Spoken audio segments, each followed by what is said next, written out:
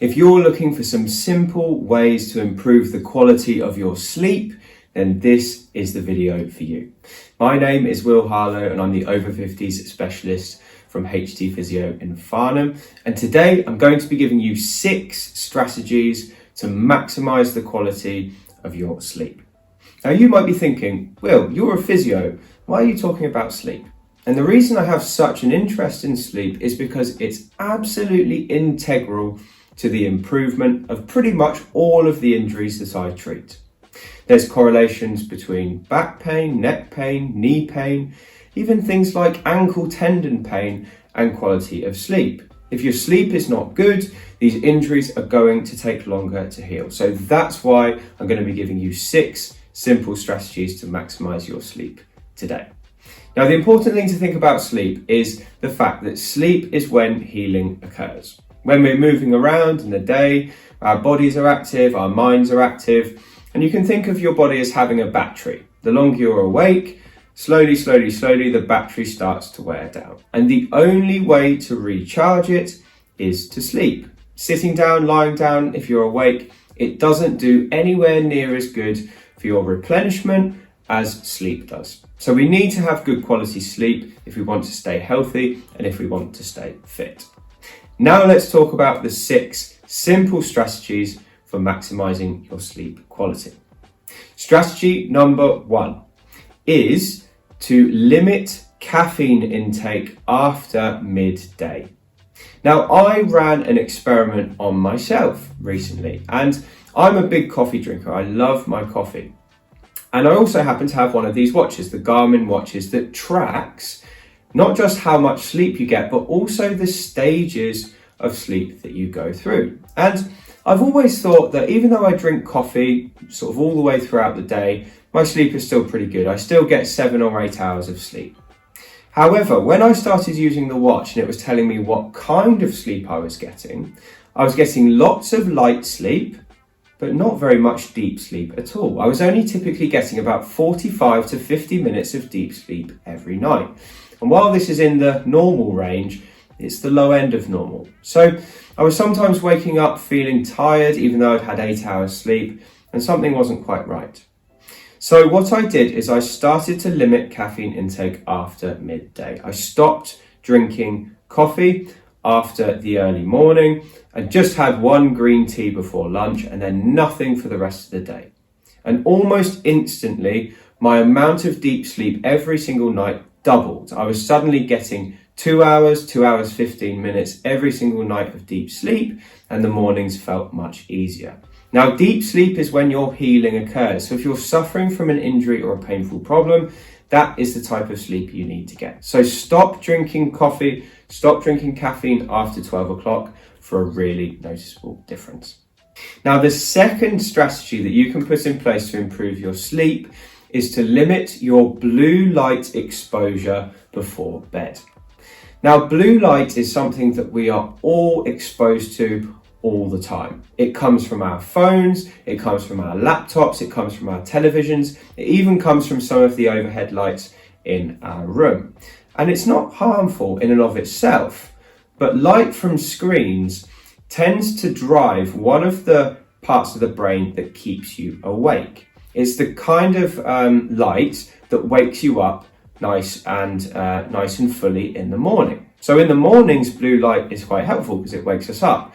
But if we keep looking at screens, we keep that blue light exposure all the way through the evening, it's sending a signal to our brains to say, oh, we still need to be awake, so don't get tired and don't fall asleep. Obviously, this is detrimental to our health. So if you can limit blue light before bed, typically in the hour to an hour and a half before sleep, your sleep will dramatically improve. Now, if you're sat there thinking, well, I love watching TV just before bed, it helps me sleep. That's fine, but what I would recommend you try are a pair of blue light blocking glasses. Now, I bought some of these at home. They're very inexpensive. You can get a pair for about £10 on Amazon, and they just go over your eyes like normal glasses. You can see everything just the same, but with a slight yellow tint, and the glasses filter out blue light. I found that if I want to watch TV late at night and I still want to sleep well, the blue light glasses really help. So try those if you still want to use your screen before bed. Now, the third tip I've got for you to improve your sleep is to stretch your muscles before bed.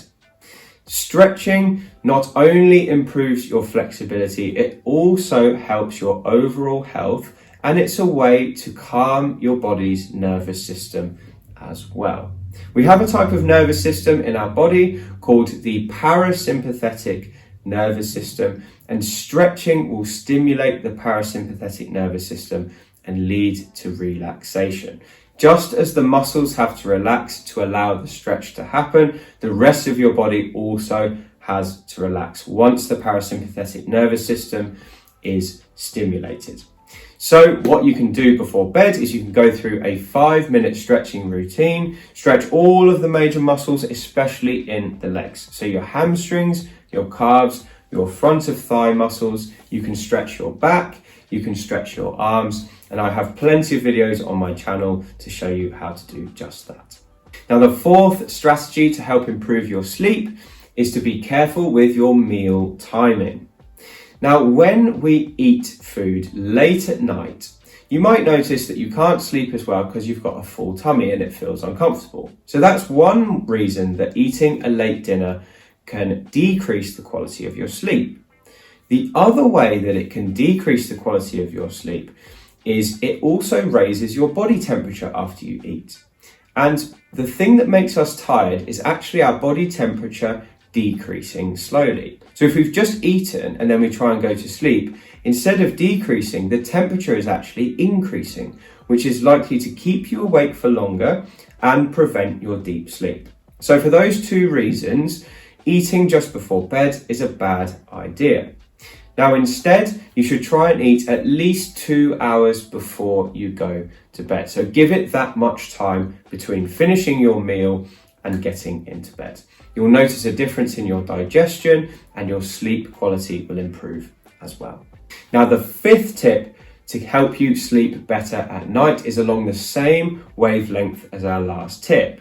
So when I said that eating increases your body temperature, and instead of increasing your body temperature, we want it to be decreasing, there's a counterintuitive way to do this. And that's actually to have a hot bath or a hot shower before bed. Now you might be thinking, Will, you said our bodies need to cool down. Why should we have a hot bath or a hot shower? Surely that heats us up. And yeah, you're right. When you have a hot bath or a hot shower, you do get warmer and your core temperature increases. But the thing that makes us tired is not the fact that we're hot or cold, it's moving from warm to cooler. So if we really heat our bodies up before bed, and then as we get out of the bath and the shower, instantly your body temperature starts to slowly drop, that can trigger tiredness, and it can help us fall into deep sleep more quickly. So this is something that scientists didn't really understand until quite recently. It isn't being hot or cold, it's actually the cooling effect that makes us tired. So make yourself hot before bed, have a hot bath, have a hot shower. If you have access to a sauna, you can even use that. Expose yourself for 10-15 minutes there to really heat yourself up, and then get out and try and cool down as quickly as possible. Now, that cooling effect, you might notice your eyes start to drop as well. You start to relax. That's the body shutting down into sleep, and that is what we want. So have a hot bath or a hot shower before bed, not too close to bed, probably half an hour to 45 minutes before, and you will sleep a lot better. And then the final tip, the sixth and final tip I have for you to improve your sleep quality is to keep your room cold. So just as getting into the hot bath and then cooling down afterwards helps us to feel tired, if we go from any warmer environment into a colder environment, we will also cool the body temperature and we will sleep better.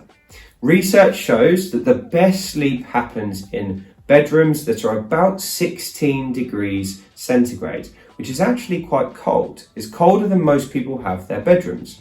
So you might have to have an extra blanket, but having the ambient temperature at about 16 degrees is the best way to feel tired and to get more deep sleep once you're asleep.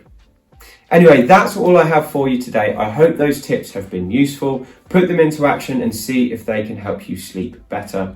And if you enjoyed this video, please feel free to pick up a copy of my book, It's called Thriving Beyond 50, and you can find it using the link below this video. That's all I have for you today. Please leave me a comment if you try these tips and you like them, and I look forward to speaking to you on the next video.